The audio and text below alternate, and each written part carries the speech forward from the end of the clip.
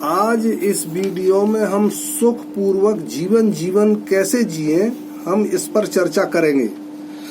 हर मनुष्य चाहता है कि हम अपना जीवन सुखपूर्वक जिए, किंतु सुखपूर्वक जीवन जीने के लिए सर्वप्रथम स्वस्थ शरीर की आवश्यकता होती है और स्वस्थ मन की भी आवश्यकता होती है।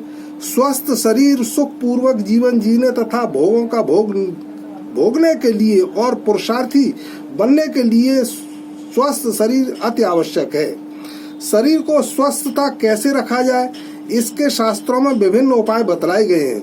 महर्षि पतंजलि योग दर्शन में कहा गया है कि आहार निद्रा शौचम श्रम, यह स्वस्थता का मूल मंत्र है। इसमें सबसे पहले हम आहार के ऊपर चर्चा करते हैं तो आहार हमारा शुद्ध एवं सात्विक होना चाहिए। गीता में भी इसका सात्विक भोजन का बहुत अच्छा श्लोक दिया है। आयो सत्व बलारोग्य सुख प्रीत विवर्धना रस्या स्निग्धा स्थिरा आहारा सात्विक प्रिया, अर्थात आयु को बढ़ाने वाला और स्वस्थ रखने वाला, आरोग्य रखने वाला, सुख को बढ़ाने वाला, प्रीति को बढ़ाने वाला और रसदार, स्थिर रहने वाला और हृदय को अच्छा लगने वाला, इस गुणों से युक्त जो होता है वह आहार सात्विक बताया गया है। अब इसके बाद में निद्रा जो हमारी पर्याप्त निद्रा होनी चाहिए।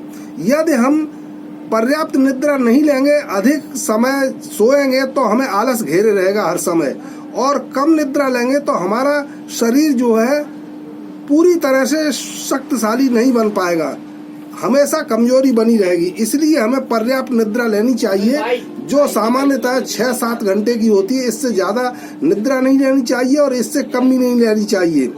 अब तीसरा इसका मंत्र का कारण है कि शौच 2 प्रकार की होती है। एक बाह्य शुद्धि, यानी आदमी अपने शरीर को बाहर से साफ सुथरा रखे, कपड़े स्वस्थ पहने, और दूसरी जो है आंतरिक शुद्धि होती है।